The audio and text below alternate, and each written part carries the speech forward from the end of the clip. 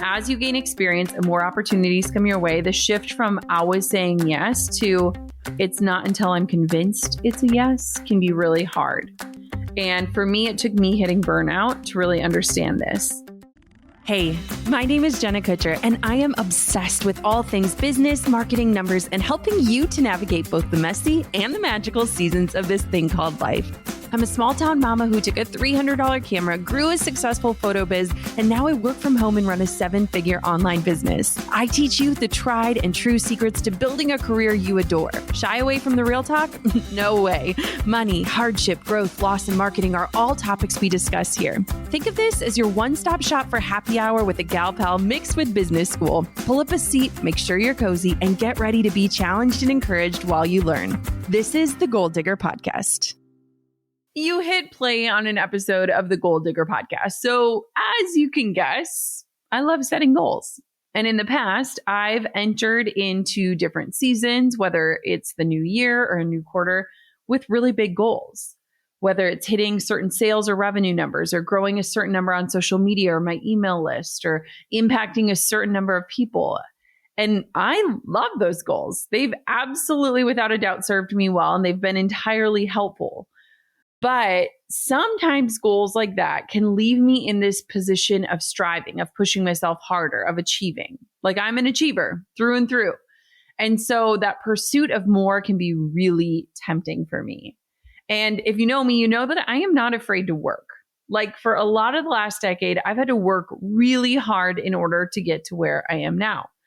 I've hustled a time or two, but the hustle is just a sprint and it always has a finish line.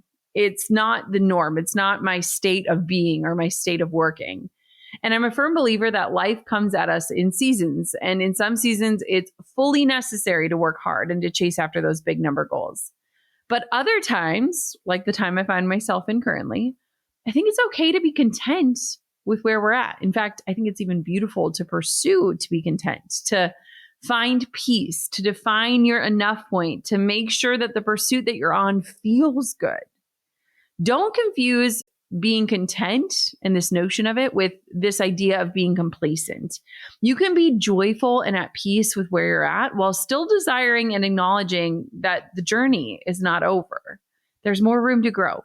But that doesn't always mean that we have to be on this hustle towards more, and more.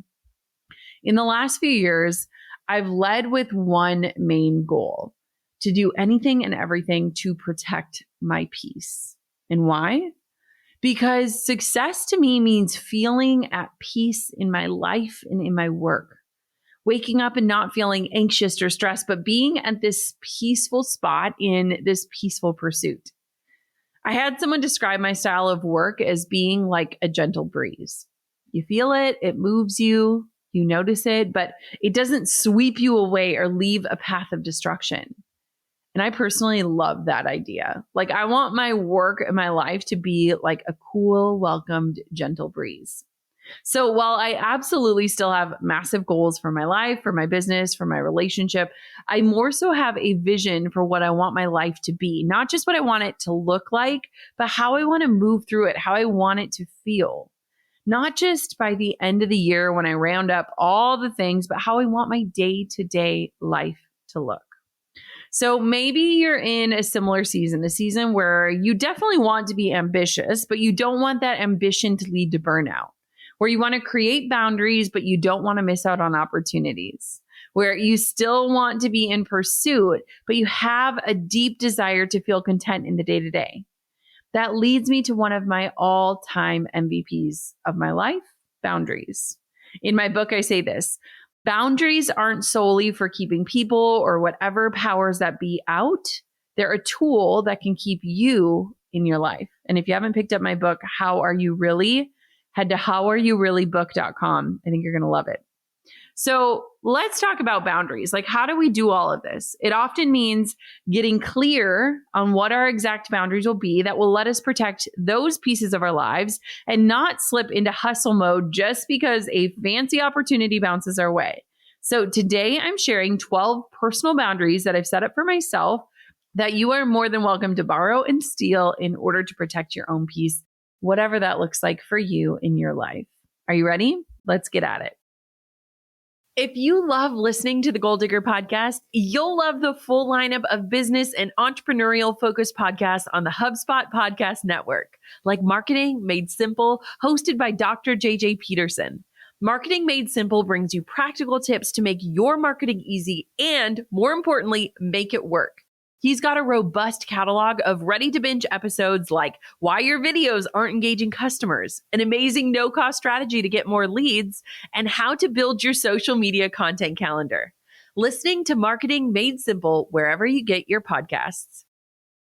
According to behavioral neuroscience researcher Joaquin Selva, the consequence of not setting healthy boundaries often includes stress, financial burdens, wasted time, and relationship issues, which can result in mental distress like resentment. So essentially, a lack of boundaries can negatively impact all aspects of someone's life. Now, in the past, I've definitely been the person who takes on so much responsibility in the way of projects and clients and partnerships and launches simply because I want to grow and grow and grow. But in the end, a lot of times that pursuit and that style of pursuit burnt me out just as much or maybe even more than it pushed me. And I have had to learn how to say no to things. Some things that I'm actually interested in, like I want to do because I don't have the time or I'm not willing to sacrifice other more important things in my life. I've had to learn to do things like outsource tasks that didn't specifically need my hands or eyes or brains to complete so that I could get out of the weeds of having so many things to do. And I've had to learn to prioritize what's most important and then ruthlessly protect those things and just focus on them, even if it means sacrificing other things that I care about. And I've had to learn to keep small promises to myself because those compound and make a bigger difference in the long run for my own success, my health, my relationships, even my belief in myself in following through, in staying true to what I say matters the most to me. I wanted to steal a few lines from my own book, How Are You Really? And read you a small section about boundaries and burnout because lack of boundaries usually leads to one thing, which is burnout. So here's what it says. In case it's unclear, my burnout didn't happen overnight. Does it ever? It was slow and sweltering, adding a deadline here and an event there until my commitments had become a full-on bonfire, raging out of control with little room to breathe.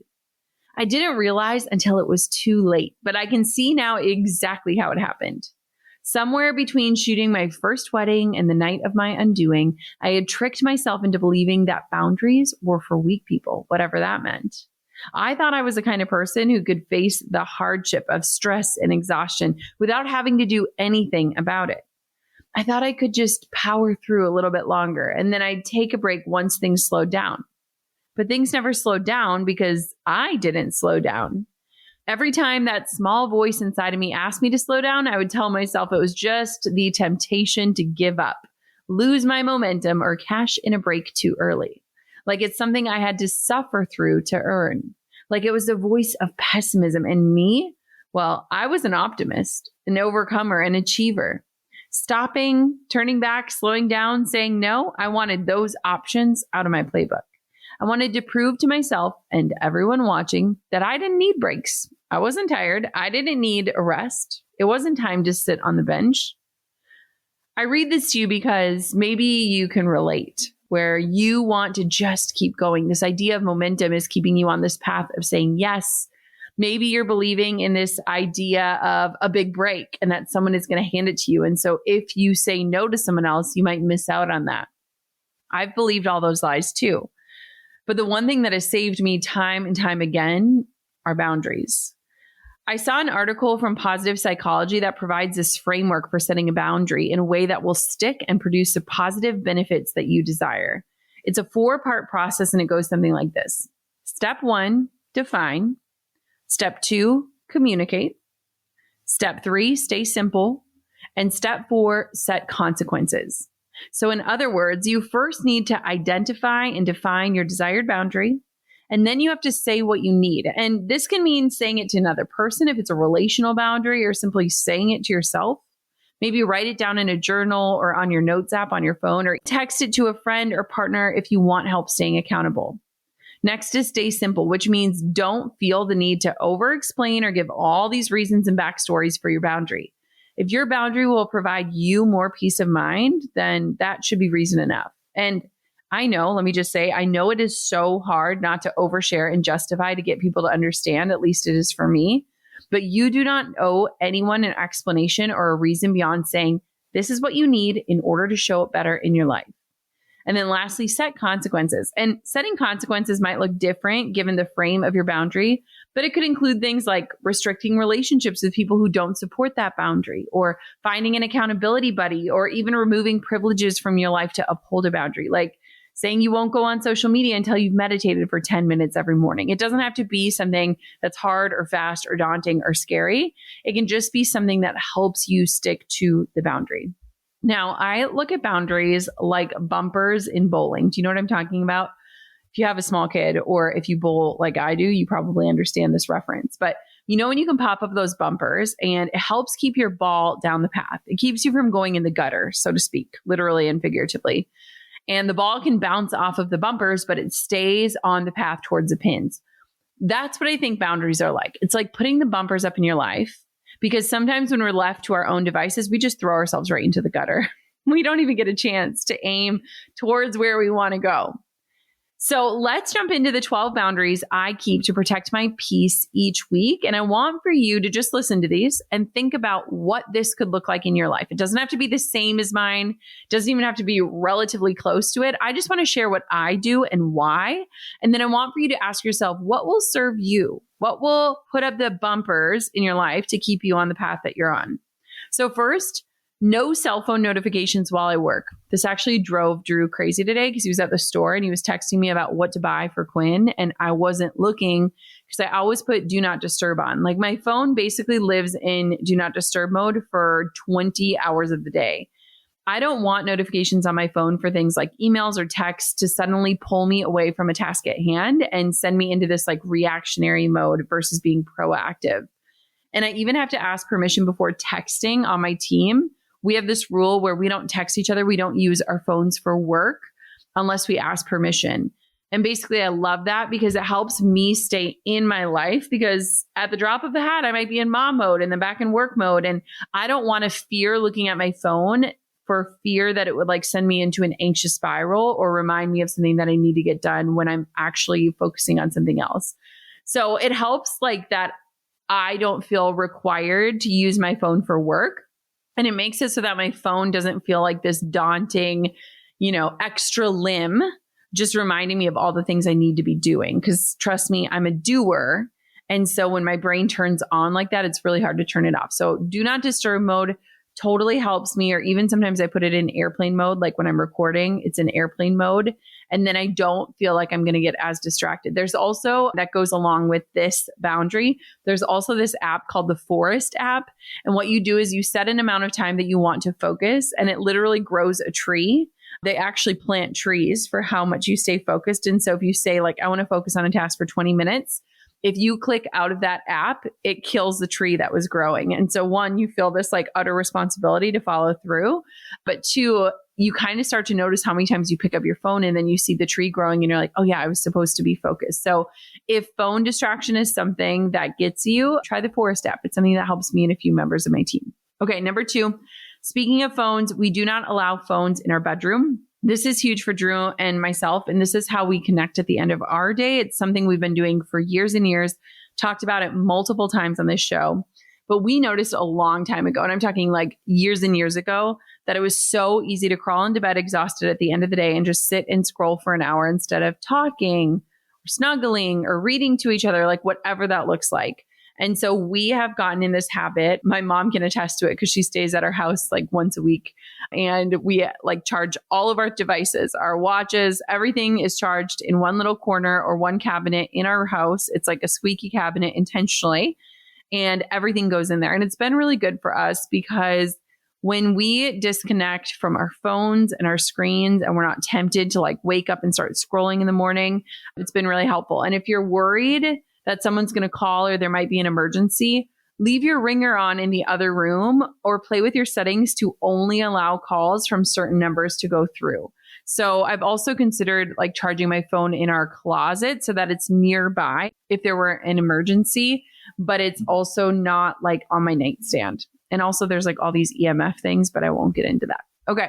Number 3, I love using my Apple Watch when I'm with my kids. So I've actually been talking about this to a lot of mom friends because I like to leave my phone in a different room, but then that way I can see texts or Slack messages, or if somebody's calling, I can see it on my watch.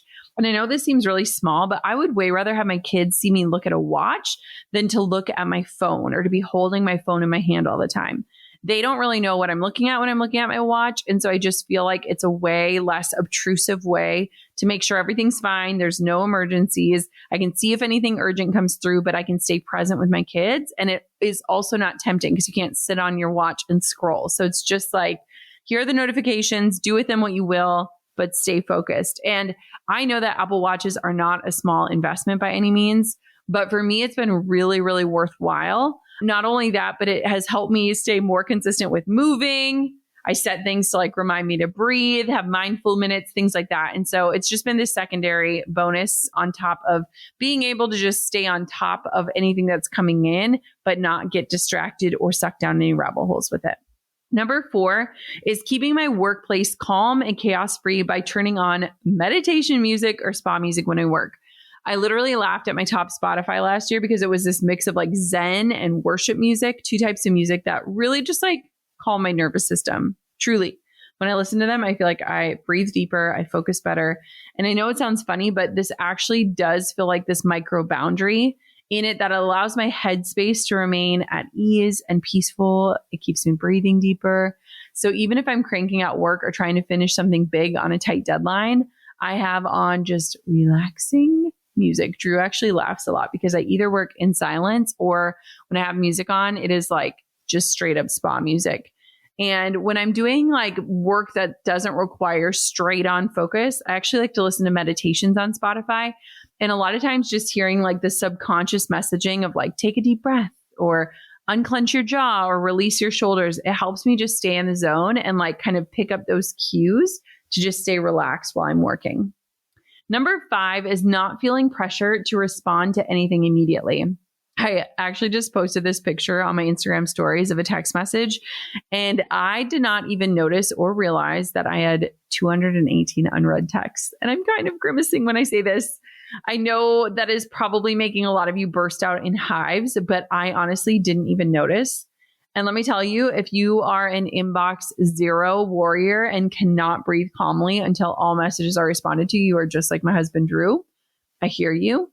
But you absolutely cannot protect your peace by always reacting and responding. And that isn't to say that I should probably check those 218 messages. I think most of them are like order confirmations or like dumb reminder things. They're not like actual people waiting for a response. But at the same time, too, I've had to create that boundary of like, I do like focused texting time, which sounds really silly, where I send out voice memos to people I love and check in on people and stuff. But I'm not constantly on my phone. And honestly, when I think about things like responding immediately, email is another one. There's this stat that like 99% of people check their email every single day, and most people check up to 20 times a day, which is bananas. But the best thing that I ever did in that scenario was set up an autoresponder that answers FAQs, gives people this idea of when they'll hear back from me. And I like people comment on my autoresponder game all the time. We just update it consistently. Like it's been up for years. So it's constantly working. And we update it depending on what's going on in the business and make sure I connect people with someone else on my team if something's urgent. And so I just love that because it's like, here's how we can take care of you, but here's also when you can expect a response and here's who you can expect to respond, because 99% of the time it's not going to be me. And so I love just setting those expectations and boundaries up front. And also, anyone who has my phone number and texts me, they know that it'll take a bit. Like a lot of times people will be like, hey, no need to respond. Because a lot of times I'll circle back like a day later or a couple days later. And I've just released any pressure on myself to get back to people just for the sake of getting back to them. Like I would way rather respond thoughtfully 5 days from now than respond out of pressure in 5 minutes and not like actually be able to think about what I'm saying. You know the phrase easy as pie, right? Well, anyone who's actually made a pie from scratch, from the buttery, flaky crust to the perfectly sweet filling, knows that making pies is, in fact, very difficult. But you know what is easy? Integrating, automating, and scaling your business with HubSpot. The HubSpot CRM platform seamlessly transforms customer data into usable insights, like what's the average time it takes to respond to a customer service request, and how can we get better at it? The HubSpot Service Hub brings all your data and support channels into one place so your team can spend less time hunting for information and more time delighting your customers. Plus, seamless connectivity with marketing and sales hubs means every person on your team has a crystal clear picture of your customer. It's easy as HubSpot. Learn how HubSpot can make it easier for your business to grow better at HubSpot.com. Trust me, I get it. Life is busy, and starting or growing your email list is probably this daunting task that haunts you on your to-do list. So I have a question. Are you ready to finally start your email list? Like this week? Step up to my challenge today. Right now, it is your time. Join me for free as I walk you step by step on how to start and grow your email list. Head to listbuildchallenge.com to join my totally free, super actionable 0 to 250 challenge, where I lead you for 5 days on the exact process of starting or growing an email list. Think 10-minute daily tutorials and teachings so that you can take action and get results fast. Now, I started at 0 2, and I now pop into hundreds of thousands of inboxes every single week. That's major business impact and growth, all with my mighty email list that started at literal ground zero. So here's my challenge for you. Join my absolutely free 0 to 250 challenge and spend just 5 days with me growing your list that you can launch to.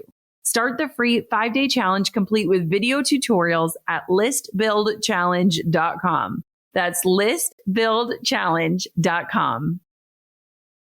Number 6 is a huge one. I want for you to think about this. Lead with a no and then be convinced to a yes. And now this might sound cynical, and sometimes, especially early in business, your default might need to be a yes. I want to acknowledge that. Like as you're building and growing, it's probably, an opportune time to say more yeses. But as you gain experience and more opportunities come your way, the shift from always saying yes to it's not until I'm convinced it's a yes can be really hard. And for me, it took me hitting burnout to really understand this. These days, for me, I say no to almost any ask outside of my own brand or work. And I start with a no and just preface it and say, I've got to focus on my family and these are my values right now. And me saying no has nothing to do with you and your offer. It just means that I'm focusing on what I say is most important. So for many, many years, I said no to pretty much every speaking engagement, brand partnerships. Like I've shifted my business over and over again to protect my best yeses based on my bandwidth in each season. And so it's really interesting because when I start with no, it's so different than when I default to yes and then feel like I have to back out of something. That's like so much harder in the end. So if I start with this is probably not going to work for me, but maybe share a little bit more and we'll see if it's a fit, it just feels a lot different. And side note, when I tell somebody no, I actually have created a bumper for this boundary and I made a template and I use it. It is so well thought out and intentional. I had to write it one time because I know that I'm a yes person. I am really prone to overcommitting because I want to make everyone happy. And so my template essentially says something like this. It says in this busy season where I have to choose between family and amazing opportunities like yours, I have to protect my best yeses for my family. Know that in me declining your request, this is nothing other than a way for me to live into my values. This has nothing to do with you or your opportunity. I'm so excited to watch you soar, and I know our paths will cross in the future. Best wishes, and keep me posted on how it goes. And what's really cool is that the more that I do this and use this boundary, the more that people come back and they're like, oh my gosh, this actually didn't feel bad receiving it. And this encourages me to deploy something similar. So maybe you need to create your own version of a template that you can tweak and personalize so that you can thoughtfully and respectfully decline while honoring your best yeses, the things that you say are most important to you. And one other thing that has been really helpful for me, I only read one mothering book and it was Bringing Up Bebe. And there's this part in the book about lay pause, which basically just talks about when you put a baby down and you see them kind of rustling around, a lot of times they're in active sleep. And a mother's tendency, especially when you're sleep deprived, is to just scoop them up. But a lot of times we're waking our kids up. And so in the book, it talks about this idea of lay pause, which means just watch and wait and pause for like 2 minutes before you take any action. And I feel like this idea has translated into my business where it's like when I get an invitation, I take a beat, whether it's 5 minutes or an hour or wait till the end of the day or the end of the week. I just pause and check in with myself.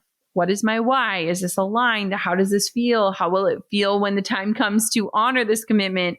And in doing that, it's been really powerful. So maybe you need a little lay pause in your life. Number 7 is no work on the weekends. And this is one that I've been really good at. Like I'm actually very proud of myself. Even during the busiest of seasons, I have learned to crave this resting and recharging time. And I truly reserve the weekends for family. I'm even hoping to transition to a 4-day work week. It's something in progress right now alongside some of my team members. A lot of my team transitioned to a 4-day work week or kind of creating that extra day of boundary. And after coming out of the book launch, I was like, this is something that I do want to deploy specifically during the summer months when the kids are home, Coco's not in school. But I really have learned that like I can do more in less time when I'm focused and clear on what needs to get done. And I'm also a better mom and worker and boss and all the things when I protect my weekends and my time away from work. And so that's just been something that's been really powerful and something that having that like boundary really helps me show up in all of the places in a better way. Number 8 is a boundary around what I am consuming. Like I pay very close attention to what I'm consuming. Like think about it like this. The other day I had a really bad headache. And have you ever tried to troubleshoot a headache? Like a headache comes on and you're like, did I drink enough water? Do I need caffeine? Is my bra too tight? Am I clenching my jaw? The same thing can go for your mental state sometimes. Like whenever I start feeling negative or stressed or restless, I take this inventory of what I'm consuming all around me, whether it's TV shows or books or social media, or even conversations I'm having with other people. And sometimes I'll almost like reverse engineer the feeling of like, where did this feeling come from? Can I troubleshoot this? Sometimes bad moods just come out of nowhere or from unseen things like hormones, but other times it can be an effect of our environment. And so there should be a boundary in your life, and you should be ruthless with that about who and what you allow into your life and how you allow it to influence you, because it does have an effect on your mood and your outlook, and it can really impact how you show up and how you move towards your dreams. So for me, I actually set screen limits that go off for Instagram. It's really short. I think I set like a 30-minute screen limit. And that means I basically have enough time to get on, to create content, to scroll, engage, respond to comments and DMs, and then get off. And even when I override that limit, every single time I click on the app, it's a reminder to me that I've already used up that time. And so maybe screen limits are something that you should implement to help you with a boundary around your consumption if it's something you struggle with. Number 9 is planning in advance and communicating my plans. Okay, can I be honest with you? This whole planning and communicating thing is new for me. I'm used to doing what I can, when I can, and communicating my plans or making plans really last minute when I see a great opportunity and just going with the flow. I used to be somebody who wanted to make every decision spur of the moment in terms of like when I would record or what things would look like or when I need to show up to something. Like if somebody invited me to a coffee date, I would be like, let me just see how I'm feeling that day. Cause I was like very afraid of committing to something. And then the day came and I didn't want to do it. I don't know if anyone can relate to that. That was how I was. But in this season of life, having a toddler and a baby and a busy business and a book and all of these things, like I feel like because I am juggling so much, I've had to get really good at setting a schedule and then sharing it with those people involved. It was so funny. I was talking to a team member today and she was like, hey, can we jump on the phone? And she's like, I'm so sorry. I know you hate phone calls. And I was like, honestly, I kind of like them again. Like I have totally changed my work style. And I think going through the book launch and having to do so many interviews and kind of show up in a different way and having different energy because of all the things I've been focused on with my health, like I actually don't mind these busy days and they just look different. And so it might look different for you, but for me moving forward, what my plan is like, I'm going to choose 2 days a month to record the podcast, and then I'm going to plan accordingly. And I'm going to loop in Drew or my mom or things like that on when I need support. Like, here are the days, these are blocked off. I cannot help that day. So we've got to figure something out. And because my schedule is more rigid these days, I have to figure out ways to structure things so that I can get done when I need to get done, but also get the right support. And in order to do that, I have to plan in advance and I have to communicate those plans. And so lately I've been sending Drew like a weekly iPhone note that has my exact schedule, or sharing my Google Calendar with my team, things like that, because I want to figure out, here's when I'm working, here's when I'm not working, and kind of protect my peace on both ends of that spectrum. Number 10 is a big one. Making my to-do list before the end of the day. Now, this one I learned from Marie Forleo's program, Time Genius, and it is literally genius. But I love this. She taught inside of her program that you need to make your to-do list before the end of the day hits. Because a lot of the times we'll wait, and then at the very end of your day, when you're frazzled or when you're winding down or when you're feeling mad that you didn't get done as much as you thought you would, you try to make your to-do list. And so her recommendation is to make your to-do list at like 2 p.m. the day prior. Like, you kind of know what you're going to get done in the next few hours. And what I love about this is I've set a reminder in my phone Monday through Friday. And so it goes off around 2 o'clock. And that's usually when I'm kind of back from lunch in a flow state. I know where I'm going to end up for the day. And that way I can be realistic about what I'm going to accomplish. And then I know I have a plan for tomorrow. It allows me to kind of shut my brain off a little bit easier, because I know I'm not going into tomorrow wondering, okay, what do I need to do again? Where was I at? And so having that plan kind of starts the decompression necessary to shut my brain off and to switch it into mom mode. And so making my to-do list before the end of the day, before I'm frantic, before I'm frazzled, and also just so I maximize the time that I do have working, whether it's finishing out that day or diving into the next. Number 11 is being intentional around how I talk to Drew about my work. Okay, hear me out. This is a good boundary. I've talked about this a little bit before, but I make sure that when I finish up my day, I just give him a quick rundown. And I once heard this advice where it was like, once somebody comes back home from work, or once you reconnect with someone after you've been busy for the day, do 5 minutes of uninterrupted conversation and then start to enjoy your time together. Not that you're not enjoying it while you're in conversation, but what I mean by that is a focused, quick recap. And here's the thing. He does not need to know everything about the minutia of my day-to-day business. He doesn't want to talk about work very long, but I want him to be in the know. I want him to understand. I don't want anything to be a surprise. I want him to encourage it. And so what's been really nice is like doing a quick, here's what I did today. Tell me about your day. Show me pictures of the kids or what you guys did. Let's get caught up to speed, and then let's get back into life. It's just been really nice. And for us, he's not very involved in the business. In fact, he's not really involved in the business at all. And so keeping things more separate has been helpful for us. And so we're kind of more on this need to know basis, or like excited to share basis. And so we talk about the work, what's going on, what I'm working on, what I'm prioritizing, what I'm excited about. He tells me about his day, his work, and then we just get back to life. And so that's been really special. Number 12 is this. Remember the 218 unread text messages? Well, number 12 is protecting my phone number.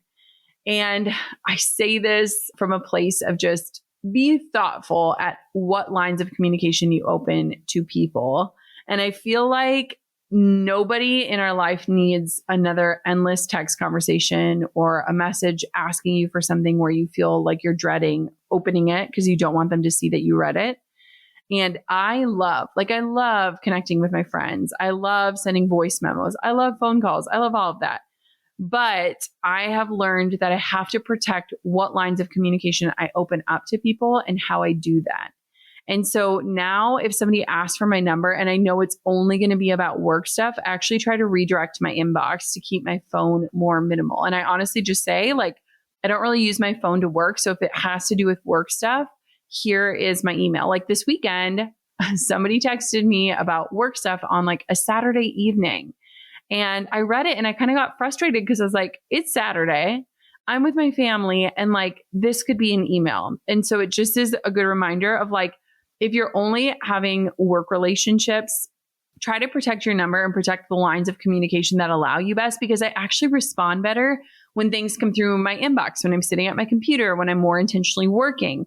And so if people ask for my phone number, I try to just redirect to places that I know I'll be able to respond in a more thoughtful, present way, and also on my own timetable, if that makes sense. And the other nice thing about that is, like, with your inbox, like, you can keep tabs on things, or you can assign them out or forward them to other people, or have a receipt of the conversation.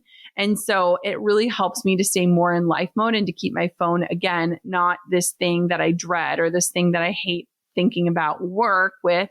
And it helps me keep life separate. And so just protecting my phone number and kind of thinking about the best line of communication based off of the request, the person, the job, or the relationship. Okay, so in closing, I know that was a lot, but I hope this was helpful. I hope this just helps you explore, like, what boundaries do I have, and where do I need more, and where am I struggling or starting to feel burnt out? In my book, I say this: boundaries protect yourself from staying in constant motion, because that's when we stay so busy and distracted that we stop listening to our souls, checking in with our bodies, or hearing our intuition.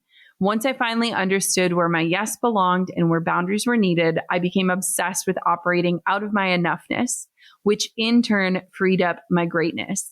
Those boundaries didn't hold me back like I was afraid they would. They didn't contract anything. They expanded everything. As my schedule widened, my life opened up to something far beyond work.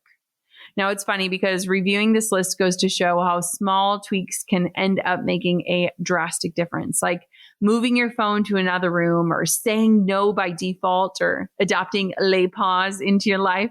These aren't enormous, time-consuming, draining changes, but they're little things that might not feel easy or comfortable at first to uphold, but end up saving you so much time and energy in the long run.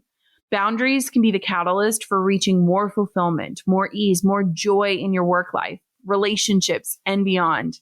And it's all about discovering and defining what you need, and then making sure that you have a plan to follow through. You put up the bumpers in your own life. Now, I hope you got some ideas today for small boundaries you might be able to implement in your life to better protect your peace. And of course, until next time, goal diggers, keep on digging your biggest goals.